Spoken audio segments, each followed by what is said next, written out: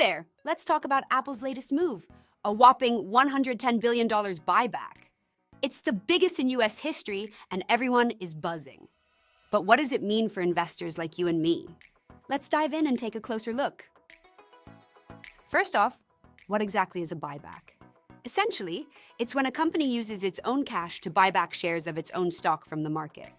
It's like the company is saying, we believe our shares are undervalued, so we're going to invest in ourselves. Companies can execute buybacks through open market purchases, buying shares at the current market price over time, or through a tender offer, where they offer to buy back a specific number of shares at a set price, usually at a premium. When a company buys back its own shares, it reduces the total number of shares outstanding in the market. This means that each remaining share now represents a larger piece of the company, and the earnings per share, EPS, goes up, even if the company's overall profits haven't changed. This is why buybacks can be attractive to investors. If a company buys back a significant number of shares, it can give a nice boost to the stock price. Plus, it's a way for companies to return cash to shareholders without committing to regular dividend payments.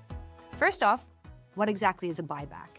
Essentially, it's when a company uses its cash to buy back shares of its stock from the market. The company says, we believe our shares are undervalued, so we're going to invest in ourselves. Companies can execute buybacks through open market purchases, buying shares at the current market price over time, or through a tender offer, where they offer to buy back a specific number of shares at a set price, usually at a premium. When a company buys back its shares, it reduces the total number of shares outstanding in the market. This means that each remaining share represents a larger piece of the company, and the EPS goes up, even if the company's profits haven't changed. This is why buybacks can be attractive to investors.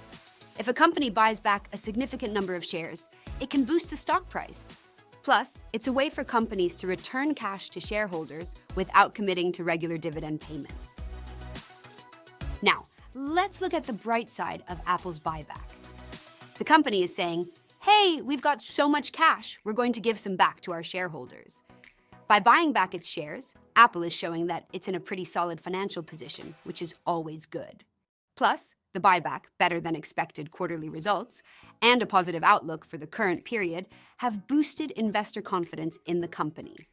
However, there are some potential downsides to consider too. Some folks might see this huge buyback as a sign that Apple is slowing down.